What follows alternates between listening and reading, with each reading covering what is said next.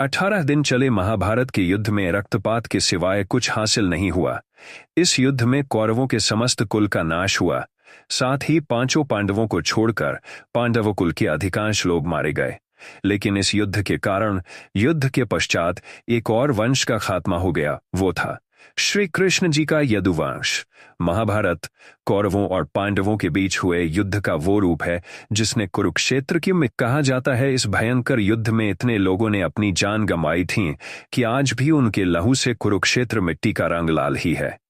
युद्ध के पश्चात भी बहुत कुछ ऐसा रह गया जिसके विषय में जानना बहुत जरूरी है, जिनमें भगवान श्री कृष्ण की मृत्यु और द्वारका के नदी में समा जाने की घटना अत्यंत महत्वपूर्ण है।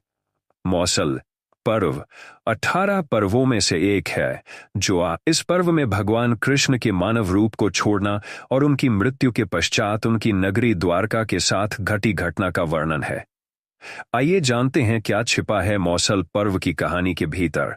यह घटना कुरुक्षेत्र के युद्ध के 35 साल बाद की है। कृष्ण की द्वारका नगरी बहुत शांत और खुशहाल थी, जहां युवाओं के भीतर चंचलता बड़ी ही सामान्य थी और वे सभी भोग विलास में लिप्त रहते थे। एक बार कृष्ण के पुत्र साम को एक शरारत सूझी।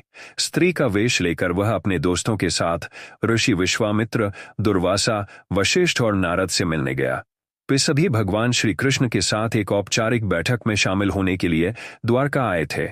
स्त्री के वेश में साम ने ऋषियों से कहा कि वो गर्भवती है। वे उसे ये बताएं कि उसके गर्भ में बच्चे का लिंग क्या है। उनमें से एक ऋषि ने इस खेल को समझ लिया और क्रोधित होकर साम को श्राप दिया कि वो लोहे के तीर को जन्म देगा, जिससे उनके कुल और साम्राज्य का विनाश होगा। साम ने ये सारी घटना उग्रसेन को बताई।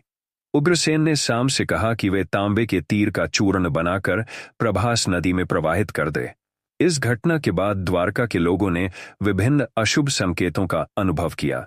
सुदर्शन चक्र, कृष्ण के शंख, उनके रथ और बलराम के हल का अदृश्य हो जाना, अपराधों और पापों में बढ़ोतरी होना, लाज शर्म जैसी चीजों का समाप्त हो जाना, सब देखकर भगवान कृष्ण परेशान हो गए और उन्होंने अपनी प्रजा से प्रभास नदी के तट पर जाकर तीर्थ यात्रा कर अपने पापों से मुक्ति पाने को कहा।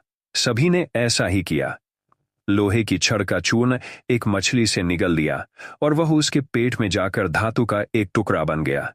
जीरू नामक शिकारी ने उस मछली को पकड़ा और उसके शरीर से निकले धातु के टुकड़े को नुकीला कर तीर का निर्माण किया। कृष्ण वन में बैठे ध्यान में लीन थे। जीरू को लगा वह कोई हिरण है। उसने कृष्ण पर तीर चला दिया, जिससे श्री कृष्ण की मृत्यु हुई।